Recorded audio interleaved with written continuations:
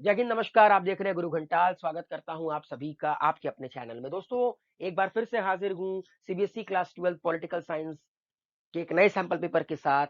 उम्मीद है ये वीडियो आप लोग के बहुत काम आएगा, खासकर सीबीएसई क्लास 12 के बच्चों के लिए। बाकियों के लिए भी ये वीडियो लाभदायक इसलिए है क्योंकि जो लोग कॉम्पिटिटिव एग्जामिनेशन की तैयारी कर रहे हैं, तो इसमें कई सारे ऐसे कंटेंट हैं जो आपके बड़े काम आने वाले हैं। सबसे पहला सवाल ये है कि आपको इनमें से correct option regarding the alliances and organisation select करना है।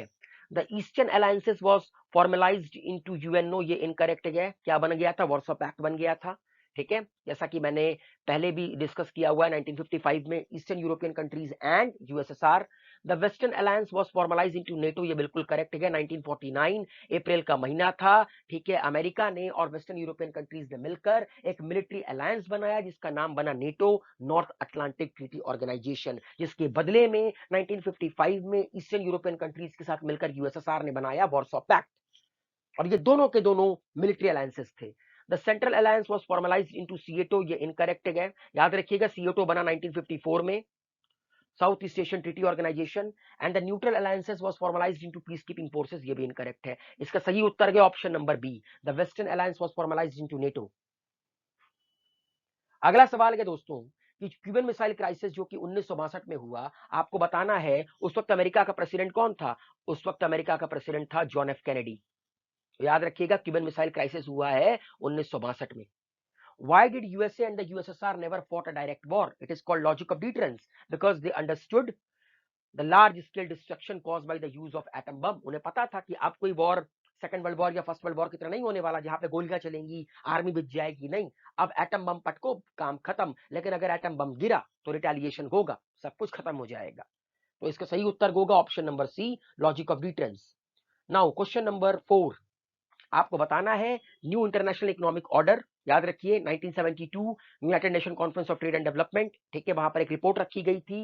न्यू इंटरनेशनल इकोनॉमिक ऑर्डर का कॉन्सेप्ट लाया गया था। आपको बताना है इनमें से कौन सा स्टेटमेंट फॉल्स है उस चीज के रिगार्डिंग। तो याद रखिएगा, इसमें फॉल्स है। देखिए, LDC control, least develop country control over the natural resources, ये बिल्कुल करेक्ट है। Obtain access to western market, ये भी करेक्ट है। Reduce the cost of technology from western countries, ये भी करेक्ट है। बट ये इनकरेक्ट है। Provide the developed country with a greater role in international economic institution. भाई, डेवलप्ड कंट्री की इंटरनेशनल इकोनॉमिक इंस्टीट्यूशन में तो ऑलरेडी तगड़ी रोल है। इसका सही उत्तर होगा developing country.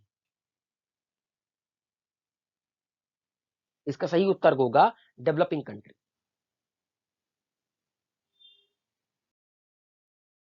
Now, who were the three leaders who floated the ideas of NAM? सही उत्तर क्या होगा? Nehru, Tito and Nasser. इन तीनों ने नैम के आइडिया को फ्लोट किया था 1955 में। Which one of the following was not a part of the early phase of the Indian development policy? Last sample paper में भी ये सवाल आया था। इसका सही उत्तर क्या होगा? प्राइवेटाइजेशन। लेकिन वहां पर ऑप्शन में लिबरलाइजेशन था। अब आपको बताना है कि इनमें से कौन सा शॉक थेरेपी का पार्ट नहीं था। क्वेश्चन नंबर 7 में, the value of the Russian rouble currency rose dramatically, rose नहीं था, डिक्लाइन कर गया था, तभी तो शॉक थेरेपी कहलाया। पूरा का पूरा रशिया बर्बाद हो गया। नेशनल डेवलपमेंट काउंसिल कब सेटअप हुआ? इसका सही उत्तर है 6 अगस्त 1952 को नेशनल डेवलपमेंट काउंसिल सेटअप हुआ, एनडीसी, जिसका एक्स ऑफिसो चेयरमैन होता है देश का प्रधानमंत्री। नाउ, पाकिस्तान ने अपना न्यूक्लियर टेस्ट कहां कंडक्ट किया था? देखिए, सिंपल सा लॉजिक है। 1998 में इंडिया ने ऑपरेशन शक्ति कर अपना न्यूक्लियर टेस्ट कंडक्ट किया था, और उसी साल पाकिस्तान ने भी अपना न्यूक्लियर टेस्ट कंडक्ट किया था। और पाकिस्तान ने ये कहा किया था? चगाई हिल्स में। क्योंकि देखिए, कारगिल हिल्स हमारे देश में है, नागा हिल्स नागालैंड हमारे देश में है, रायसीना हिल्स दिल्ली में है। ठीक है, तो भाई इन तीनों जगह तो करेगी नहीं, तो बता क्या? चगाई हिल्स में पाकिस्तान ने अपना न्यूक्लियर टेस्ट कंडक्ट किया था 1998 में। नाउ, इनमें से वो कौन से लीडर हैं जिन्होंने बड़ा ही इंपॉर्टेंट रोल प्ले किया था हिंदुस्तान के प्रिंसली स्टेट्स को इंटीग्रेट करने के लिए? सिंपल सा सवाल, सरदार वल्लभ भाई पटेल। नाउ, अब आपको क्या बताना है? ये सवाल दोस्तों लास्ट सैंपल पेपर में भी आया था। ठीक है, वर्ल्ड ट्रेड ऑर्गेनाइजेशन कब बनी? 1995 में। एमएनएसटी इंटरनेशनल बनी है 1961 में। लीग ऑफ नेशन बनी है 1919 में। वर्ल्ड बैंक बनी है 1944 में। तो इसका सही उत्तर क्या होगा? 3412 नहीं होगा दोस्तों। बार बार ये ऑप्शन लोग गलत दे रहे हैं, 3421 होगा। हो सकता है कि इनके दिमाग में ये WTO की जगह मेरे को लगता है GATT लेके चल रहे हैं, general agreement on tariff and trade. उसके अकॉर्डिंग अगर देखा जाएगा तो ये ऑप्शन करेक्ट है, ऑप्शन नंबर ए। मगर अगर आप WTO कहते हैं तो WTO तो बिल्कुल एंड में बना, 1995 में बना है, ठीक है। तो फिर तो ऑप्शन होना चाहिए 3421। लेकिन चलिए हम लोग भाई अब दोनों कंसीडर करके चल लेते हैं, देखते हैं एग्जामिनेशन में जो भी आएगा आप उसके साथ चले जाइएगा। इनमें से कौन सी यूएन एजेंसी है जिसके कंसर्न्ड है with the peaceful use of the nuclear technology? इसका सही उत्तर है IAEA, international atomic energy agency, जिसका हेडक्वार्टर है वियना में, जो बनी है 1957 में। अब आपको बताना है कि इंडिया और चाइना ने पंचशील एग्रीमेंट पर कब साइन किया। तो 28 अप्रैल 1954। देखिए आपकी किताब में लिखा हुआ है 29 अप्रैल 1954, लेकिन अगर आप कभी सर्च करेंगे गूगल वगैरह पर तो वहां पर डेट दिखाया है 28 अप्रैल 1954। लेकिन आप लोग चलेंगे 29 अप्रैल 1954 के अकॉर्डिंग, बिकॉज सीबीएसई वही ऑप्शन देगी जो कि आपकी किताब में लिखा है। लेकिन अगर मान लीजिए कि पेपर में 29 अप्रैल आता ही नहीं है तो फिर आप 28 अप्रैल 1954 के साथ जाएंगे। अगला सवाल, the phenomena of democratisation in the West Asian countries characterised as Arab spring began in the year 2010। ठीक है, अरब स्प्रिंग की शुरुआत हुई थी 2010 में। कहां से? ट्यूनीशिया से, जिसको हम लोग जैस्मिन रिवोल्यूशन भी कहते हैं, क्योंकि ट्यूनीशिया की जो नेशनल फ्लावर है उसका नाम जैस्मिन है। नाउ इनमें से कौन सा सोवियत यूनियन के टूटने का आउटकम नहीं है? Crisis in the middle east, ये सोवियत यूनियन के टूटने का आउटकम नहीं है। नाउ इंडिया और चाइना के बीच में लड़ाई हुई, मतलब डिस्प्यूटेड एरिया को लेकर 2020 में, जब कोरोना चल रहा था। ये कहां पर हुई? गलवान वैली में। कर्नल बाबू याद होगा, जिन्होंने हमारे देश के लिए अपना सर्वोच्च बलिदान दिया गलवान वैली की लड़ाई में। Name the paramilitary forces which committed atrocities on the people of Hyderabad. Razakar. As PM and the foreign minister, he exercised a profound influence in the formulation and the implementation of India's foreign policy. Pandit Jawaharlal Nehru. Next, सबसे high point Cuban cold war का क्या था? Cuban missile crisis 1961, मतलब 61 से होते हुए ना, मतलब देखा जाए तो 1962 में हुआ था। What is WTO? WTO जिसको वर्ल्ड ट्रेड ऑर्गेनाइजेशन कहते हैं, जो बना 1 जनवरी 1995 को, जिसका हेडक्वार्टर है जिनेवा में। वो एक ऑर्गेनाइजेशन है जो कि रूल्स बनाती है ग्लोबल ट्रेड के लिए। अब आपको बताना है इनमें से कौन सा स्टेटमेंट ऑड वन है। स्टेट रिओर्गेनाइजेशन एक्ट आया 1956 में, आप लोग को पता है। कमीशन बनी 1953 में। रिपोर्ट रखी गई 1955 में, उस रिपोर्ट को रखा गया लोकसभा में, और 1956 में स्टेट रिओर्गेनाइजेशन एक्ट बना। ठीक है। नाउ पार्टीशन ऑफ इंडिया 1947, ये करेक्ट है। नंबर ऑफ प्रिंसली स्टेट, ये करेक्ट है, 512 नहीं 565 थे। और इंडिपेंडेंस ऑफ इंडिया 1947, ये करेक्ट है। चलिए, name the defence minister of India who had to leave after the China war. That is the V Krishna Menon, VK Menon. The political and the economic system of the East European countries was modeled after the USSR. This group of the countries came to be known as Second World. वो countries जो कि western European countries कहलाई, जो कि America के साथ गई, वो कहलाई फर्स्ट वर्ल्ड कंट्रीज। वो ईस्टर्न यूरोपियन कंट्रीज जो USSR के साथ गई, वो कहलाई सेकंड वर्ल्ड कंट्रीज। और वो कंट्रीज जो कि नैम के साथ गई, वो कहलाई थर्ड वर्ल्ड कंट्रीज। अब आपको बताना है इनमें से कौन सा statement regarding the partition incorrect है। ये लास्ट सैंपल पेपर की तरह यहां पर भी आया हुआ है। ठीक है, ये एनसीईआरटी का सवाल है। इसका सही उत्तर होगा option number D. The scheme of partition included a plan to transfer of population across the border. Now why did Russia become the successor of the USSR? Option number D तो हो नहीं सकता कि Boris Yeltsin was a better leader than Gorbachev. अगर option number D नहीं हो सकता तो ना ही ऑप्शन नंबर 4 सही है, ना ही ऑप्शन नंबर 3 सही है। आप या तो ऑप्शन नंबर ए या तो option number 2, sorry option number 1 या ऑप्शन नंबर 2। देखिए option Russia led the formation of CIS, ये भी इनकरेक्ट है। कॉमनवेल्थ ऑफ इंडिपेंडेंट स्टेट को बनाने के लिए मुहिम रशिया ने नहीं छेड़ी थी, तो ऑप्शन नंबर पहला नहीं हो सकता। ऑप्शन नंबर तीसरा तो वैसे भी नहीं हो सकता। इसका सही उत्तर है option number second, B and C। ये रशिया सबसे लार्जेस्ट रिपब्लिक थी और रशिया ने ही इनहेरिट किया था यूएन की सीट USSR की। Now why cold war did not become a full fledge war? Logic of deterrence, दोनों को पता था कि अगर एक ने छेड़ा तो दूसरा ढंग से छेड़ सकता है, इसीलिए इसका सही उत्तर होगा logic of deterrence. Next, the state reorganisation act जो कि 1956 में आई, उसके अकॉर्डिंग हिंदुस्तान में कितने स्टेट और कितने यूनियन टेरिटरीज बने? 14 नए राज्य और 6 नए यूनियन टेरिटरीज बने। Why did Indian government sign the treaty with Soviet Union in the year 1971? क्यों? क्योंकि हमें मिलिट्री और डिप्लोमेटिक सपोर्ट की जरूरत थी बांग्लादेश क्राइसिस के दौरान, क्योंकि चाइना और अमेरिका सपोर्ट कर रहे थे पाकिस्तान को।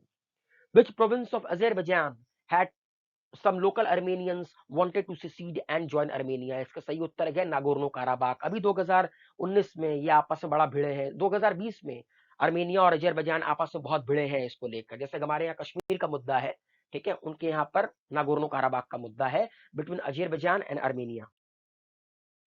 Who sailed a statement, if we fail to do so, we shall have a festering sore which will eventually poison the whole body of politics and probably destroy it? इसका सही उत्तर है Pandit Jawaharlal Nehru. NITI Aayog was set up to bring about more accuracy in the development. इसका सही उत्तर है option number A. The term largest garage cell is associated with shock therapy. The model of transition influenced by the World Bank and the IMF was a shock therapy. The root of NAM went back to the friendship between the three leaders who held a meeting in 1956. ये correct है। NAM was established for neutral approach in the situation of the Cold War. दोस्तों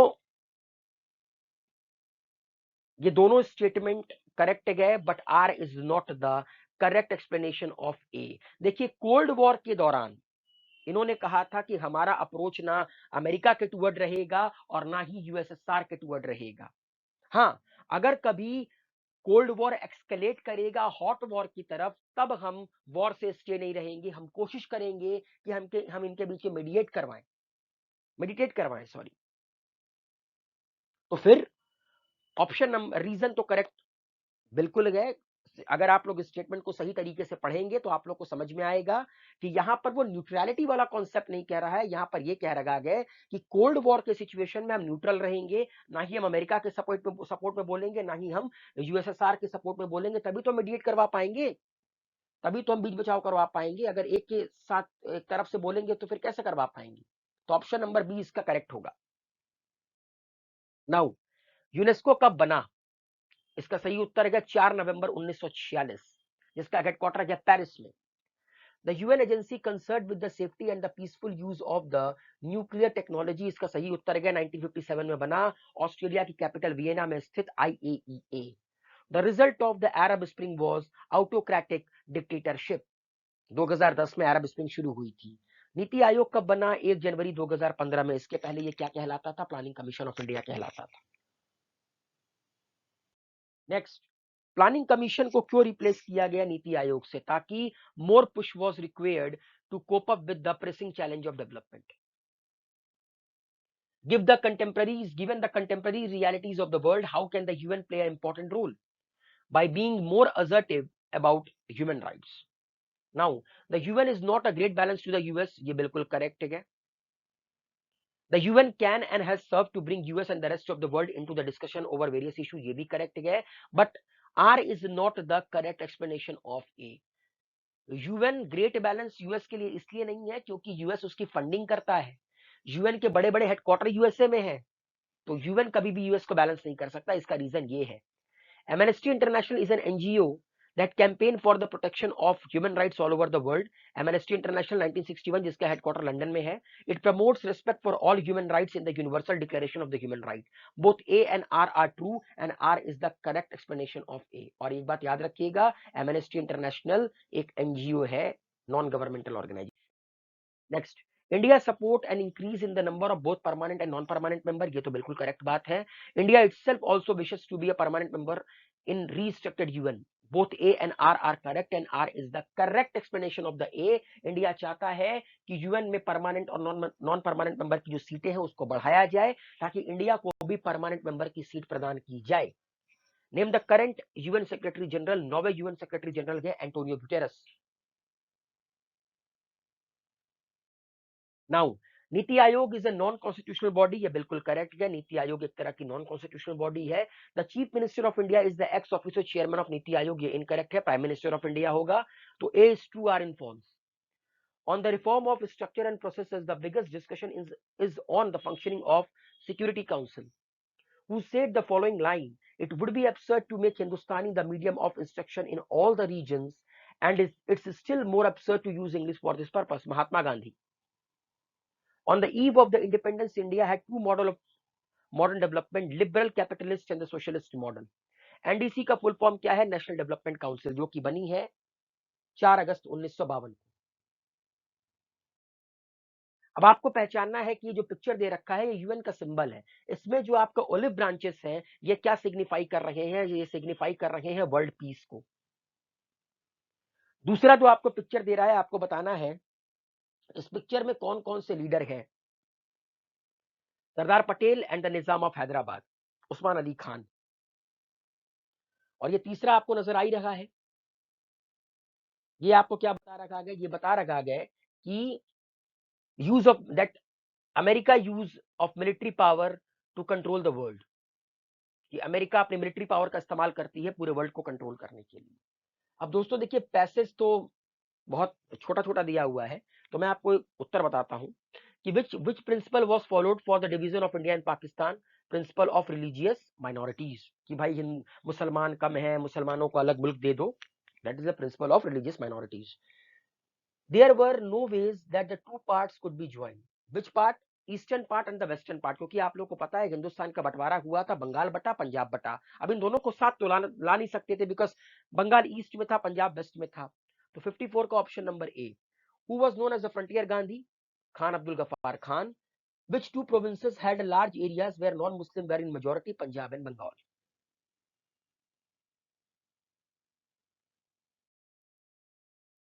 Which newspaper published the article on potential consequences of a regional nuclear conflict? इसका सही उत्तर होगा the Hindu.